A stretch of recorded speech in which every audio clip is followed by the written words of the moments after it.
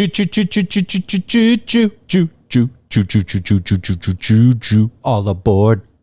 Let's go.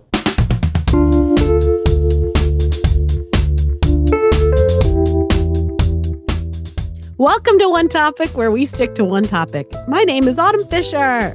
My name is Greg Russ. Woo! Is the dog gone? Is the dog hiding? Is the dog going to be making noises? Is the dog under control for this episode?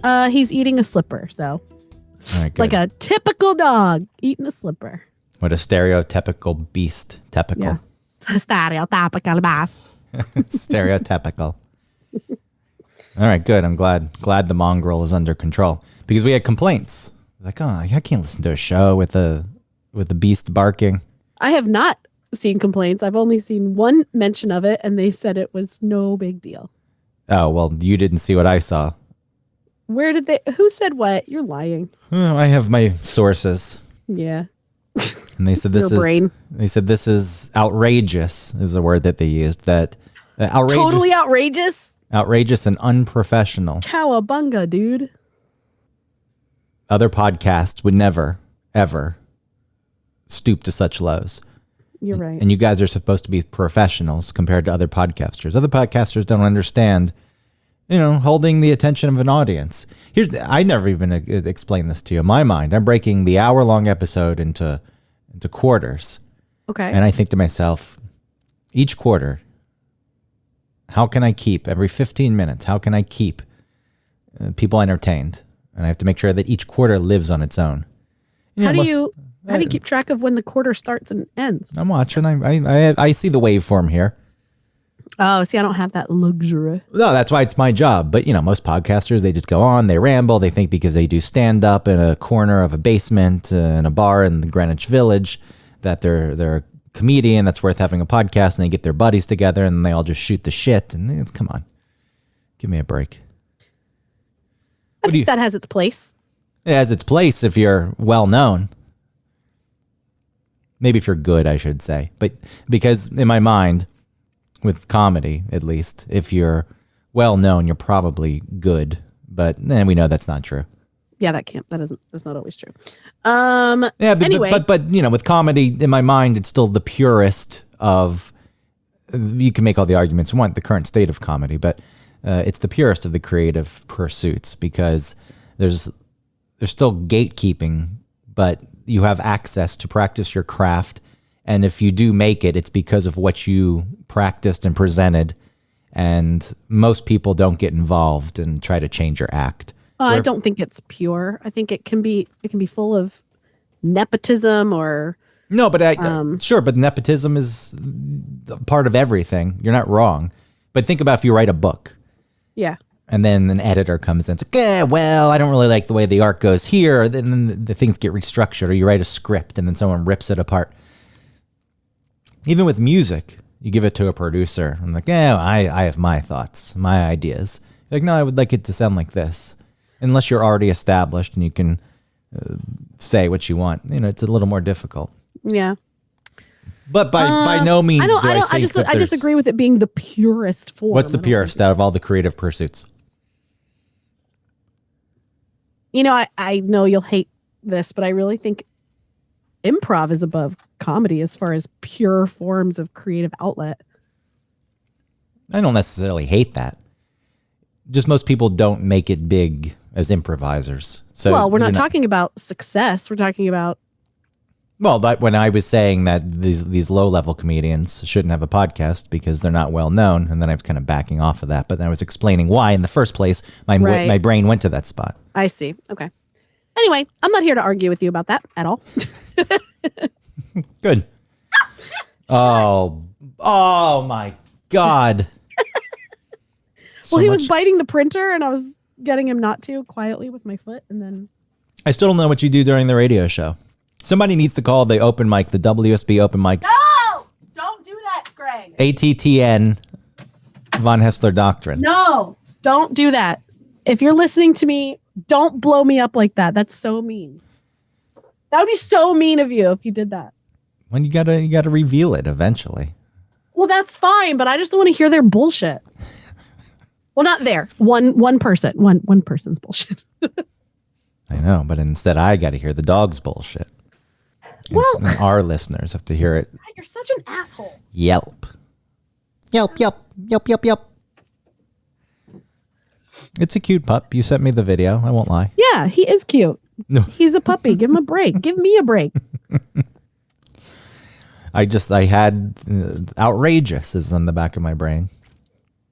It's fine. I mean, we're professional, but God, see, now you've got me all fucked up. Hold on. I've got you all frazzled. Miss It Frazzled. could have just been left alone, and now it's become a thing. And he would have stopped, but now I'm having to prove it to him. I don't know where she's gone. She's left the screen. Miss Frazzle.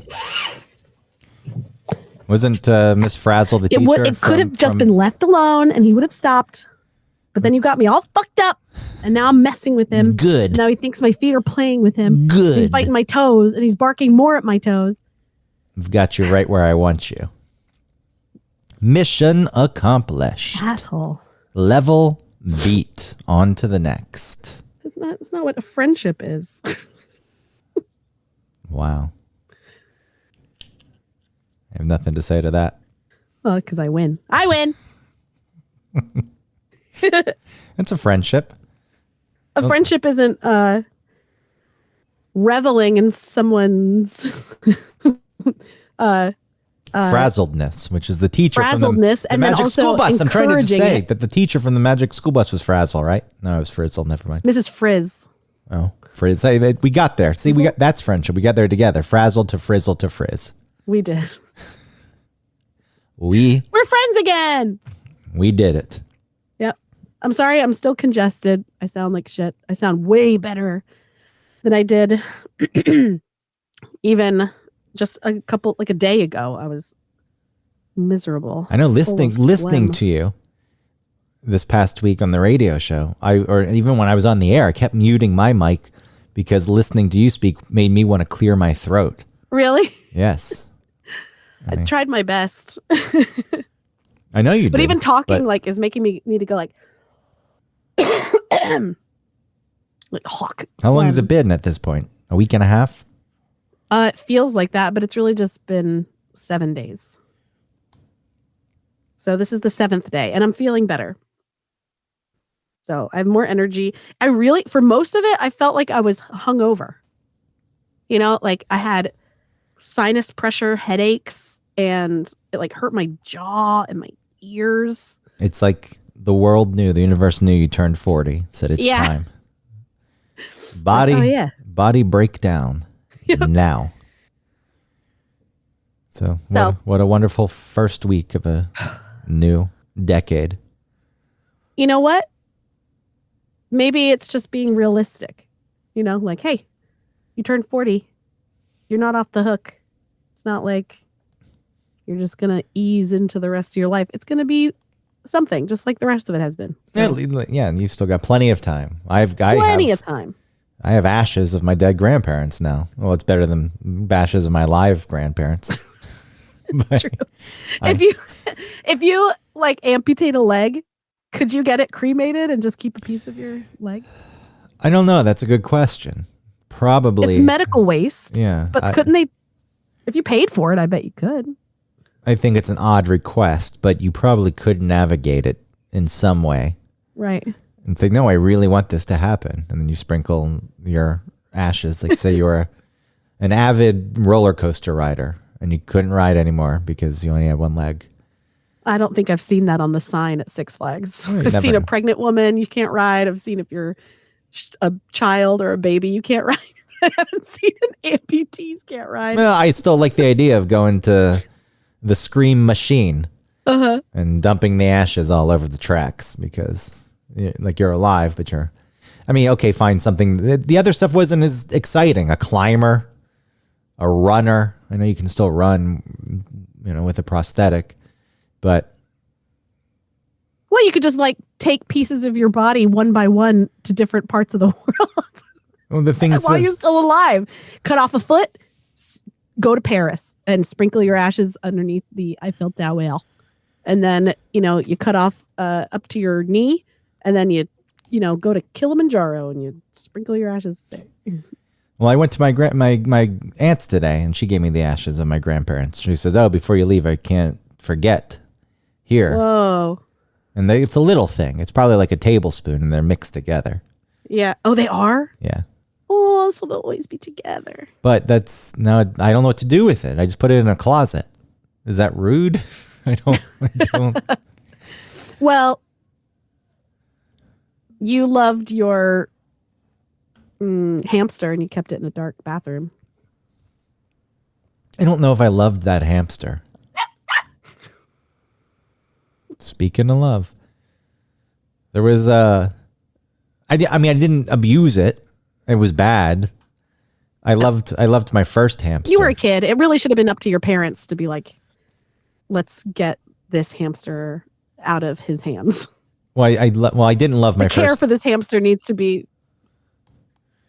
The first hamster I had, I didn't love because I bought it and it died 2 days later. I had wet tail. Just disgusting. Wet tail. I think it's like diarrhea or something.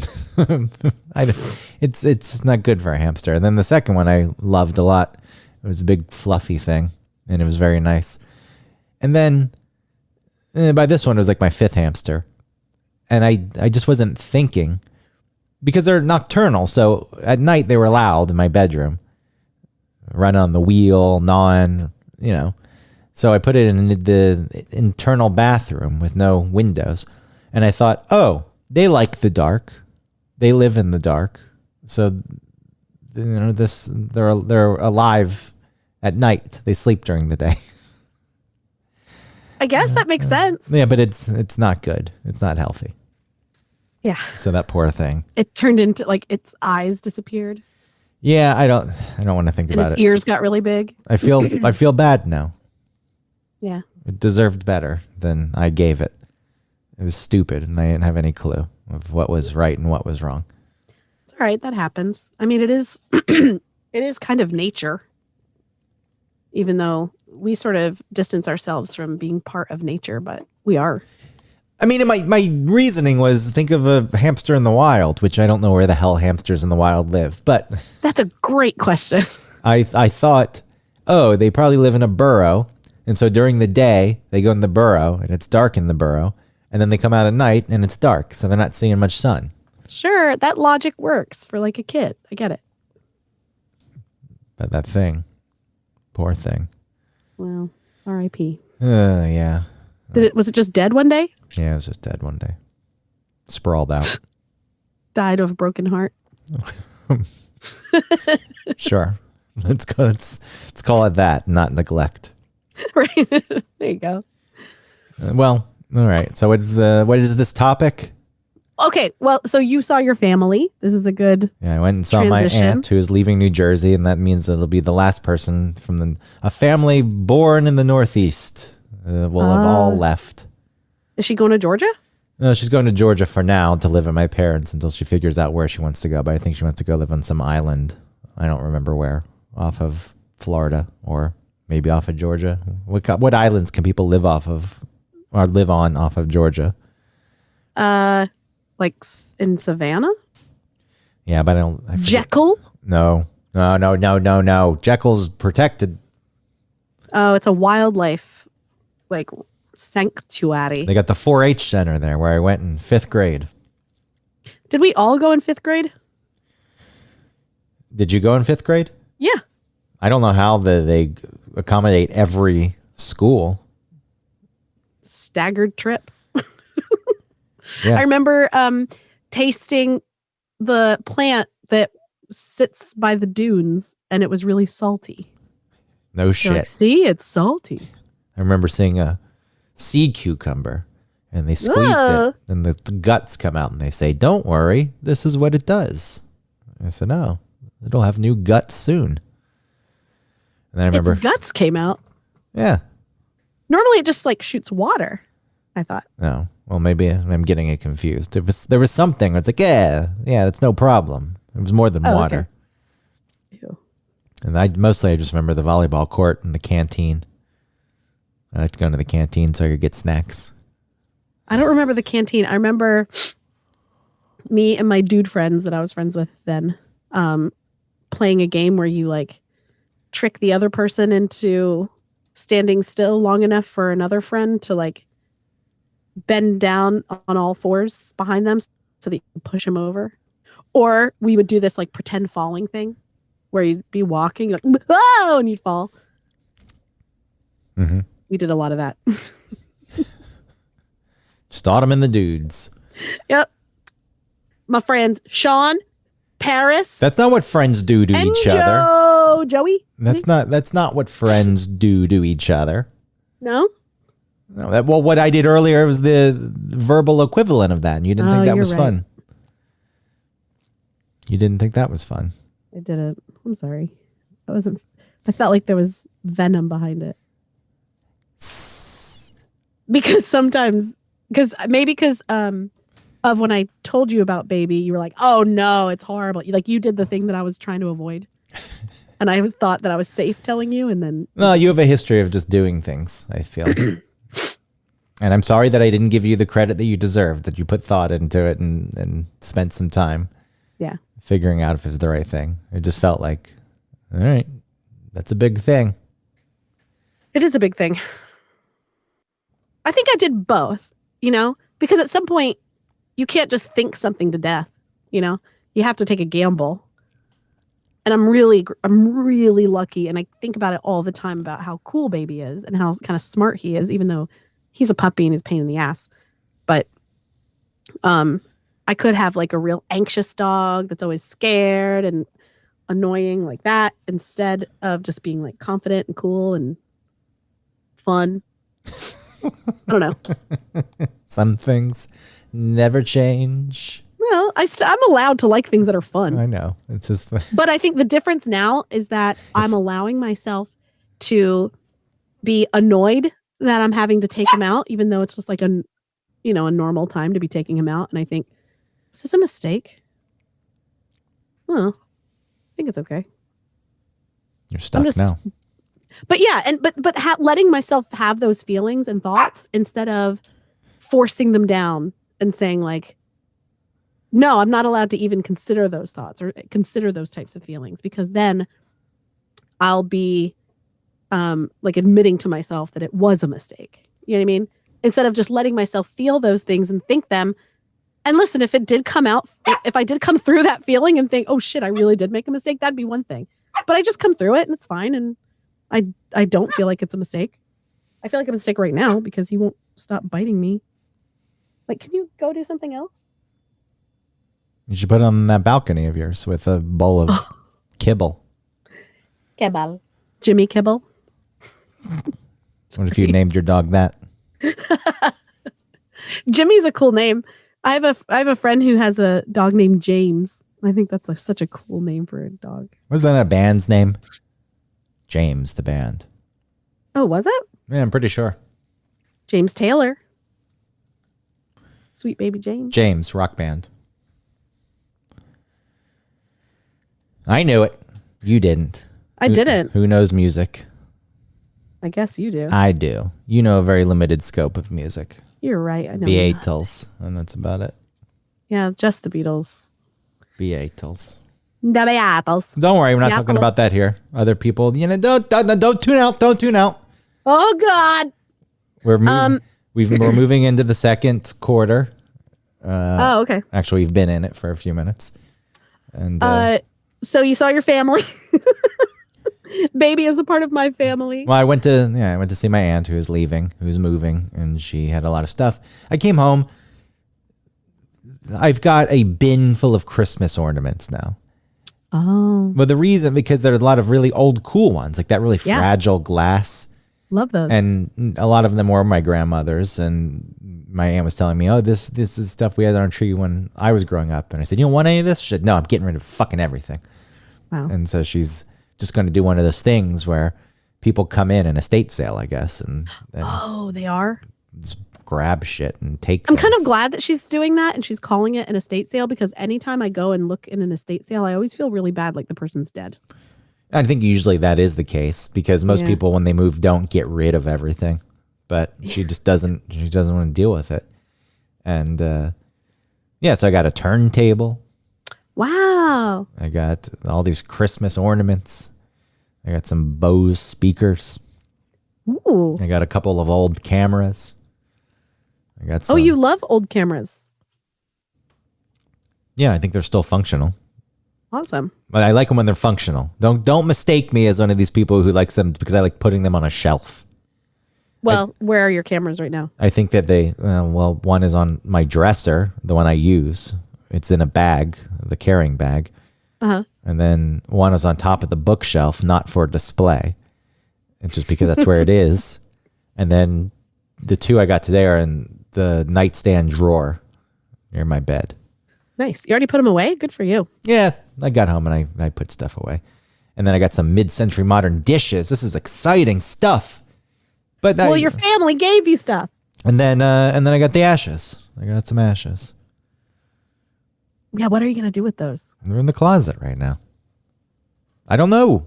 You should put them with the cameras because your grandfather liked cameras. It was his camera. There is a cool old one that I opened and had film in it and I exposed. It didn't matter. The film sits in a camera for a long time. It deteriorates anyway. Right. But in my mind, it's like, fuck.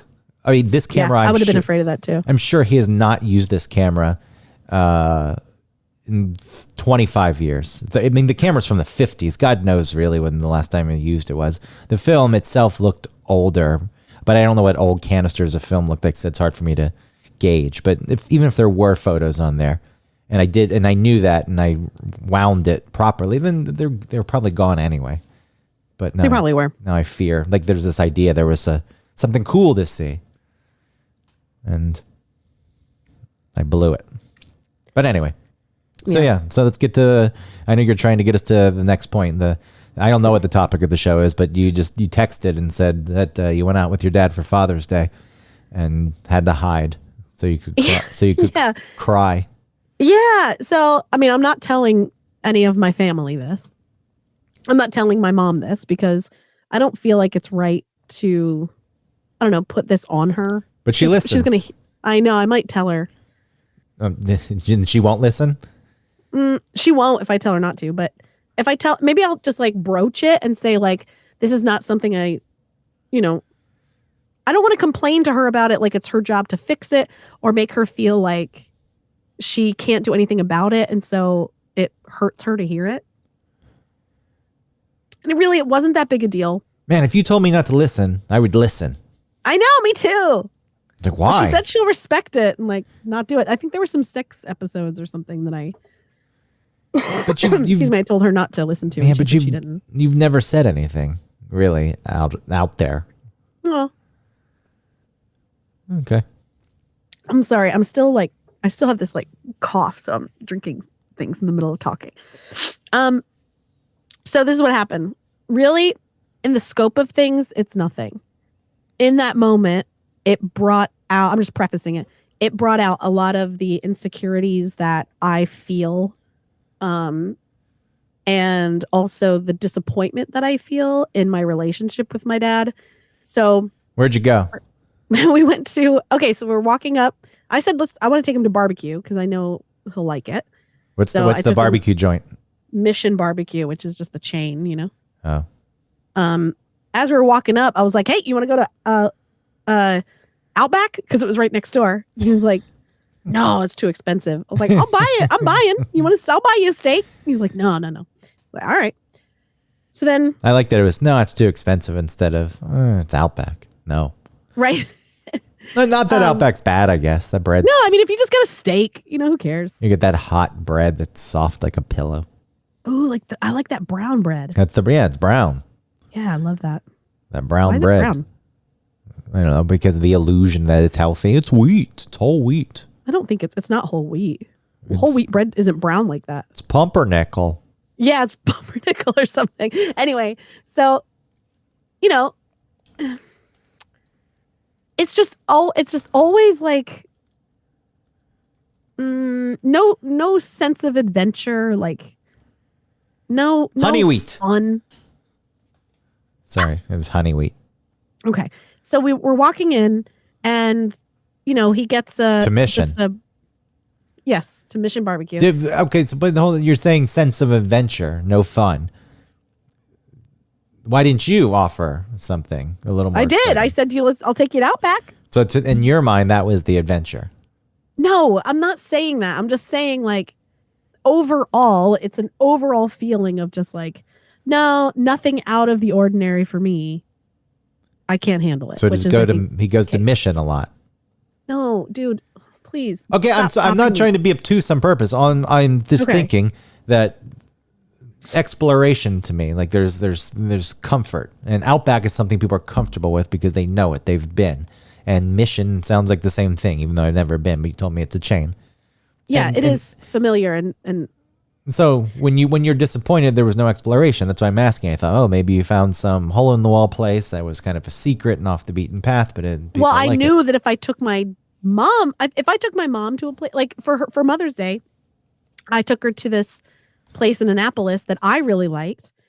She wasn't adventurous with her order, but she tasted the things that I ordered. What'd she get? And one of the panini? I got, huh? What did she get? Panini? No, she got like this dessert waffle thing, and she didn't want to get it because she felt like it was like too much sugar or something. It was like, but whatever. Who cares? It was, yeah. But I was like, who cares? Get what you want. It's I'm paying for it. It's Mother's Day. Like, indulge. And so she did, and she loved it. She was happy. But my dish was, something else. It was like cod, and it was risotto and broccolini and like a sauce and like this and that. And she had never had risotto before, but she watches some cooking shows, and she was like, "Oh, I've always wanted to taste risotto." I was like, "Great, here, taste it." And she liked it. I even got her to taste the fish, and she liked that. And she said ever since she got her, like, they've been doing HelloFresh. Not a sponsor, but I wish they were. And she's been trying new things, and she's been feeling more adventurous with what she's eating. I'm sorry. I'm still not well. All right, you can mute your mic. And I did, but it was just a blank space. A big hack. I know. You carrying the conversation right now. It's a little difficult. It is difficult. Maybe I should talk quietly. Maybe it'll help. I don't know. My voice isn't ready. You can slow it down a bit. But okay, I'll give you a break. So we're walking in, and he just orders like a pulled pork sandwich, and I'm like, "Hey, do you want to get something else? Like, we can get some like ribs, or you can get like a plate instead of just a sandwich. We can try something else, blah, blah, blah." And he was like, "No, it's fine." Like, all right, well, I'm going to get a plate, and I'm going to get fries and coleslaw. You need a break? No, we're going. If you need a break, take a break. Let me just spray my throat real quick. Hold on. What, with Banaka? Yeah, no, I have this stuff from Whole Foods that my friend gave me. From Whole Foods. I want to know what kind of root it is. Leaves. We take the dew from the morning grass. We mix that with the bark from a river birch. It's already peely. And then we scoop a cloud. Okay, sorry. And mix it all together. Banaka. It's a bee immune throat spray. Banaka. I don't know what it does. Makes me gag. Make out with me now. Middle school. Banaka. So sorry.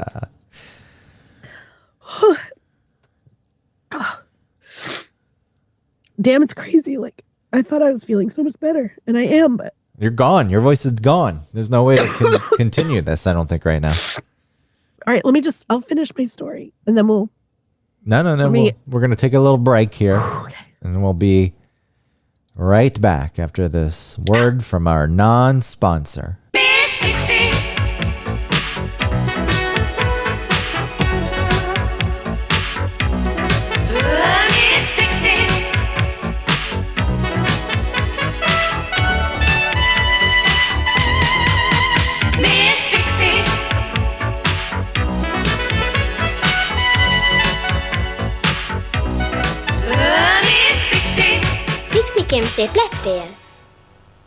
And be sure to get your Miss Pixie doll by traveling back several decades, maybe 4 or 5, maybe 3. I have no fucking clue when that doll came out.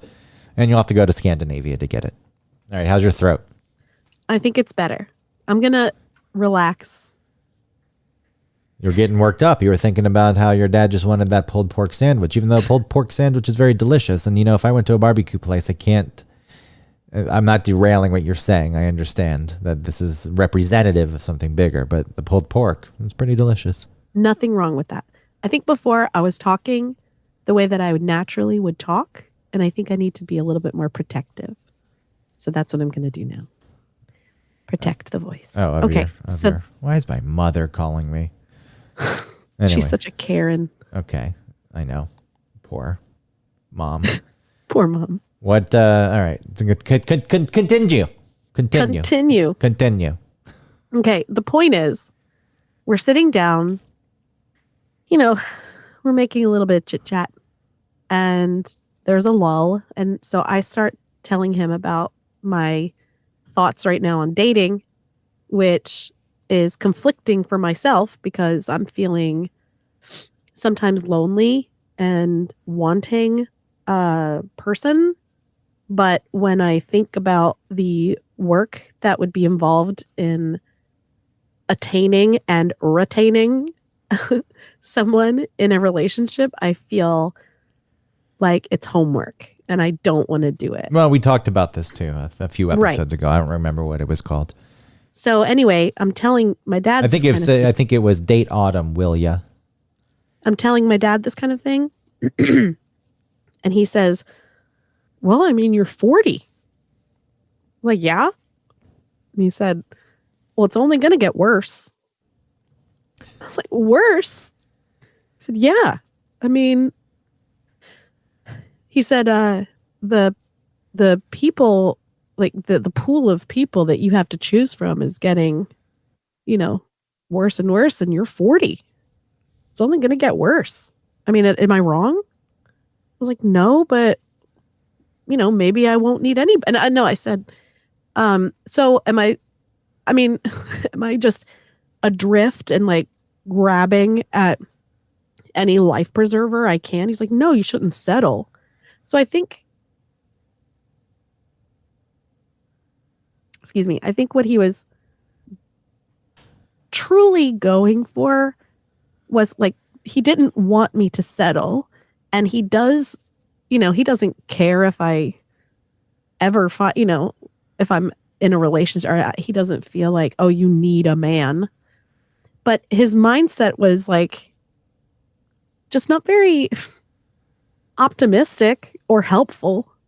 And really like, okay, so what I took from it in that moment, no matter how he meant it, was all the insecurities that I feel, all the demons, like the mean things that you say to yourself in vulnerable moments, in quiet moments, just like the imp of the perverse that's like, you're 40, you're never going to look any better than this. Like every day you're going to look worse. In those moments before you get a dog. So you get nothing. I said, in those moments before you get a dog, so you get a dog to distract you, so you don't have those thoughts anymore. I mean, the dog has been a nice, like, when I get, I would get, you really are throwing me off here. Hold on. Let me go back to where I was. The dog has been helpful. The dog has been helpful in those moments of sadness when I'm alone and I feel alone and I have like no direction, no children to take care of, no one to talk to about anything. I'm not talking to my dog or anything like that. I'm not like, I feel lonely, dog. It's nothing like that. It's just like a nice, maybe a distraction, but what is our life? It's all a distraction. It's fine. I'm not avoiding. So shut the fuck up and let me say this thing. I didn't think you were. Yes, you brought me somewhere else. I didn't think you were avoiding. It was just supposed to be a throwaway statement. Your statements are never throwaway. They always have some. That was a callback. Yeah, there was a purpose to it. It was a callback to the beginning of the episode. My God. All right, maybe I'm sensitive because I'm in a vulnerable state telling you about this, and now you know what I'm saying? So maybe that's where I'm coming. I was supposed to be the joke. It's like he's bringing it up again. Anyway, go Oh, ahead. okay. I didn't understand that. Just go ahead. I don't know where I was. We were just talking about your dad bringing up all the stuff that you Oh, think yeah. about and all the concerns that you have about your current situation and dating life. And he's throwing it out there. And you said, I think where he was coming from.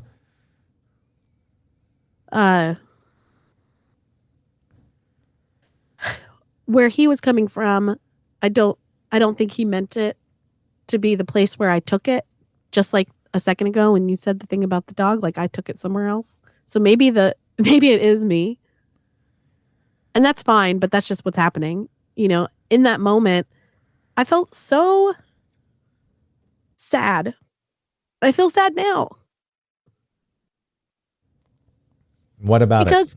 Because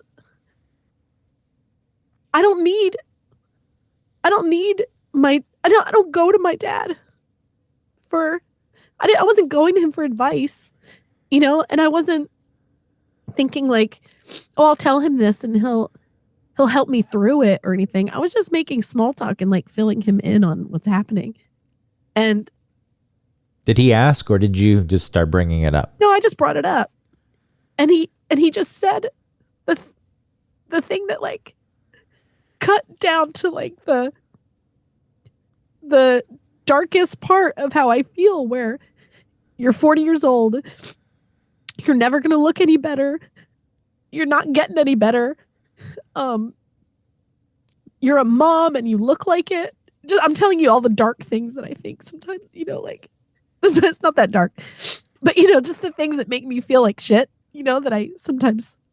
No, but these are difficult things. And like, you're going to be alone. You're 40 years old. Okay. So maybe you embrace being alone and you're alone and you're fine with that. All right. Well, now you're 80 and you need help and there's nobody there to help you. Stuff like that. And yeah, I mean, or another dark thing I think, just a thing that I think that's negative is like, I'm going to meet somebody at 45 or something. And then they're just going to, you know, we're going to have like 5, 6, 8 years of fun. And then I know fun, but you know, easier times. Yeah. And then he's going to get like prostate cancer and die, or like, cause you're fucking old now, you know? Well, I think that's a separate issue. Like if you're meeting someone new and starting a relationship, sure, you would like to have enough time to enjoy with them before things start to go downhill. But no matter where you are in your life, I think 5 years is maybe pushing it. 10 years, like for something to go really bad, like prostate cancer, I think you've probably got more time than that. But just like I said, that's all logic, and these things aren't coming from logic. It's just like the scarier things that I think. And when he was saying it like that, you know, it just brought all those things up. So it was like feeling like I was going to cry, or I was going to really argue with him and like tell him that I didn't like that he said that and start crying at the table. And I was like, well, I don't want to ruin the Father's Day dinner. And we don't really have a lot of time that we talk. So this is like our only time together. So I'm not going to ruin it with my thoughts and feelings. So I ran to the bathroom. I was like, I'm going to be right back. I just like cried in the bathroom for a minute and came back. And thankfully, because I was sick, maybe I didn't look like I'd been crying because I was already sick. And, you know, I'm sorry, I'm just crying now, but the whole thing just made me, so I came home, it was an hour. We were together for 1 hour, you know, and I felt like it would have been nice to me be like, I don't know, if we had like a nice conversation, we could have gone get ice cream together and sit and talk or something. And it was just like, I've asked him before, like, hey, this is, you know, during football season, I was like, hey, would you want to go to Malloy's with me and watch football? You know, we could watch a football game together. He was like, why? I was like, okay. Because it would be fun and your daughter's reaching out to you, but it's like, so anyways, in that moment, I just felt really disappointed. And I wish it wasn't like that, but it is. And he's not a bad guy. Okay, and then it sort of started making me think about those people that have bad relationships with their parents. This is not that. I know that. But I can sort of understand where an outsider would say, like, the outsiders always go two ways, right? They're always like, just, forget it. Leave, cut them out. Cut them out of your life. Like, they don't deserve your time or your effort, your energy. And you can say, well, yeah, but I mean, I always had a roof over my head, and you can always make these like little excuses. Like, I remember this one time my dad took me wherever, and it was, or I wouldn't be who I am today if they hadn't done this or whatever, which ends up being like abusive, Oh, that feels pretty extreme. It is extreme. I'm just saying, in this instance. No, I'm not comparing my thing to that at all. It just made me think about people in those situations, where it's like,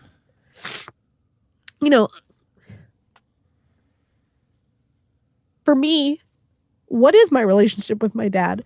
It's like, I don't really know. It really is not very existent. And I don't know how, because I don't know how to move forward really, because when I don't want to be the only one working on it. And I feel guilty being like, well, forget it. Like, we'll just keep it as it is. And it just, because it continuously disappoints me. And then it kind of makes me mad at him. Have you ever said any of this directly to him? No, excuse me, I'm sorry. I've been direct with him about a couple things. And sometimes he denies it, or he'll be like, no, I didn't say that. No, I didn't, like he won't take any sort of culpability about how anything he says or does makes anyone feel. But another time, like I've said, hey, when you say that to me, it makes me feel this way. And he says like, oh, okay, I'm sorry. But I don't know. I just like don't trust being vulnerable with him. Why'd you apologize for crying, by the way? When? Just a few minutes ago, a minute ago. Because this is not therapy. Well, I don't know why this is an aside, and I don't mean to sidetrack it, but my aunt cried earlier talking about her parents, and then she apologized, and I was like, why does everyone apologize when they cry? Yeah. Why isn't crying allowed? It's like people feel as though that, oh God, I put too much on you, I guess. I don't know what it is. Yeah, it could be. It makes people uncomfortable. Yeah, so what? It's not about them in that moment. Yeah. I know that you can just dump shit on people, and if you're not aware of it, but in instances, if you're around people who you care about and they care about you, I don't see what the big deal is. But no, I don't mind anybody crying in front of me. Well, there's no need to apologize. And I will say that crying, it was great for the third quarter hour.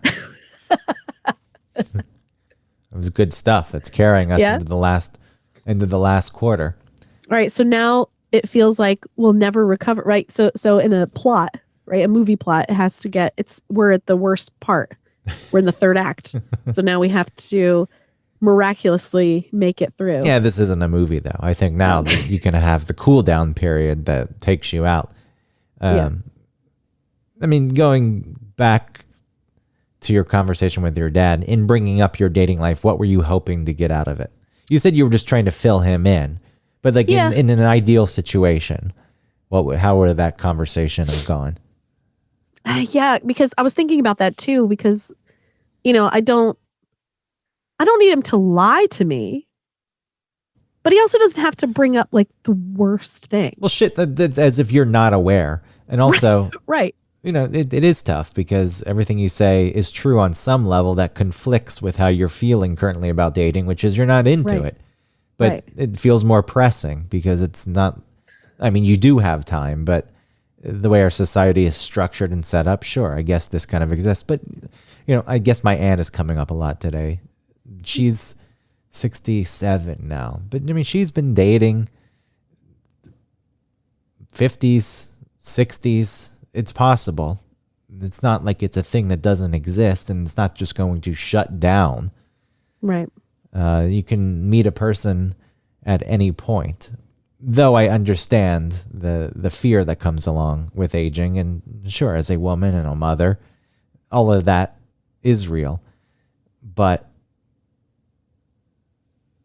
you talking to your dad, I am curious what, like, if there was a specific thing he could have said or how he could have engaged. I just think that as two humans talking to each other, I wasn't saying like, give it to me straight, like tell me the truth. And I wasn't speaking, I wasn't thinking about like fairy tales and like, I wasn't, what is that called? I wasn't thinking extraordinarily about, the possibilities of the rest of my life. Like he didn't need to bring me down to that level. I wasn't at that point. Like you said, like I already knew all those things. A dose of reality will get you. Right. It was like it's like he threw water on a grease fire.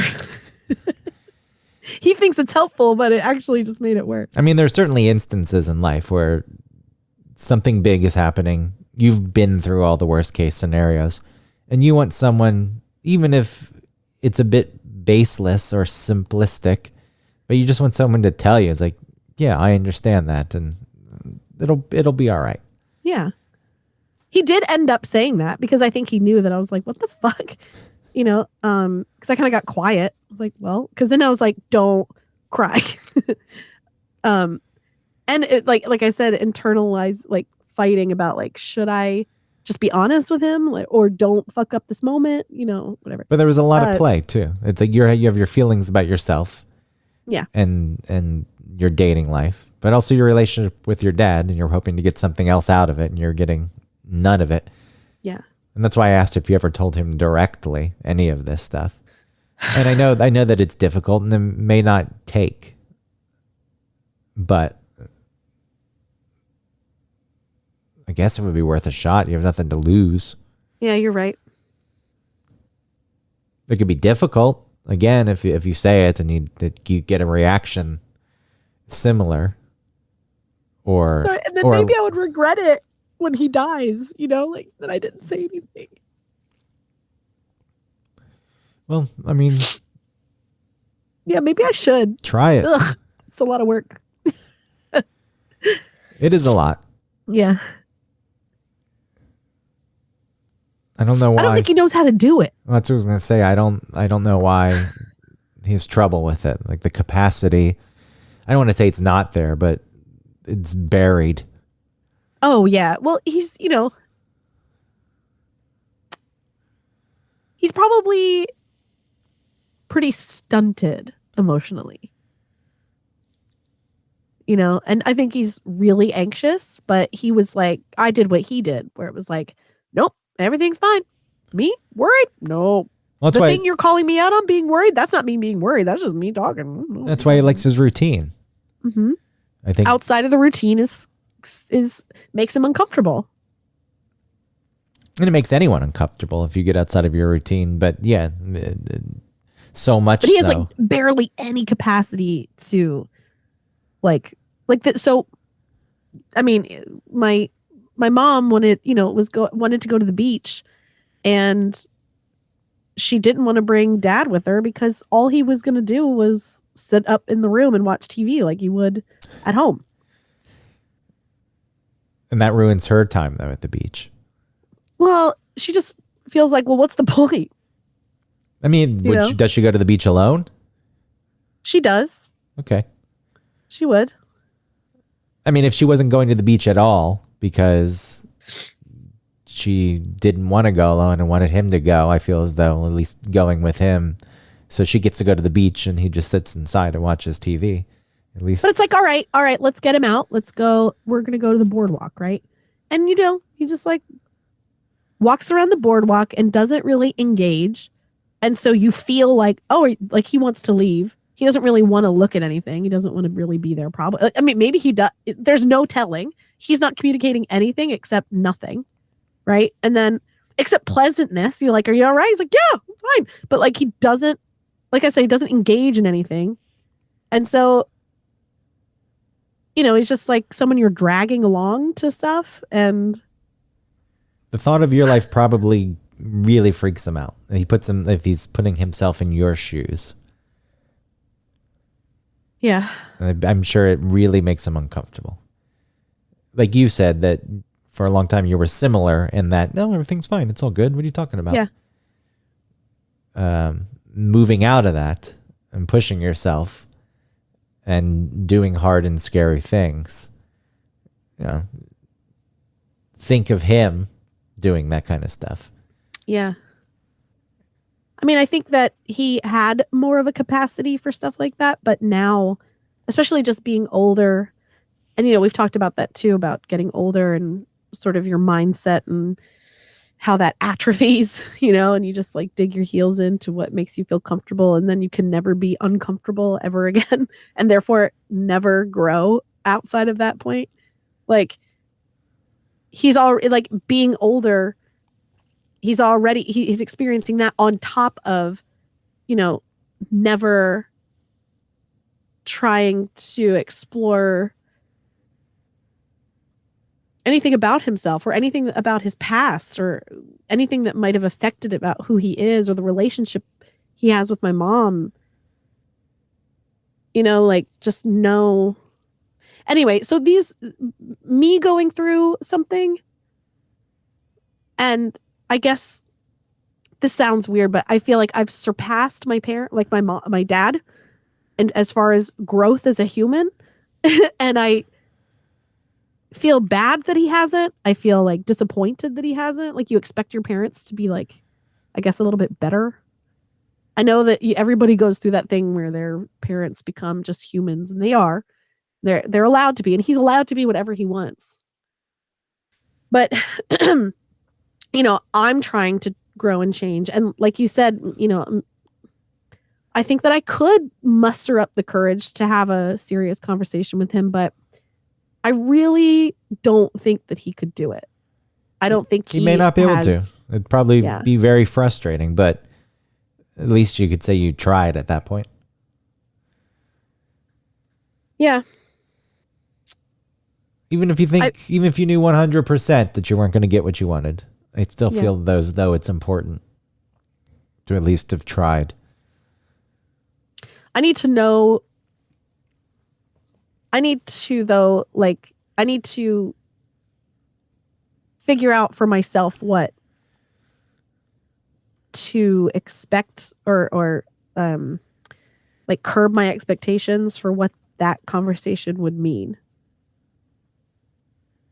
before I just go and do it. I need to be comfortable with whatever the outcome would be. That's fair. Take time and prepare yourself for it. Yeah, I might do that. Anyway, I'm not trying to shit on my dad.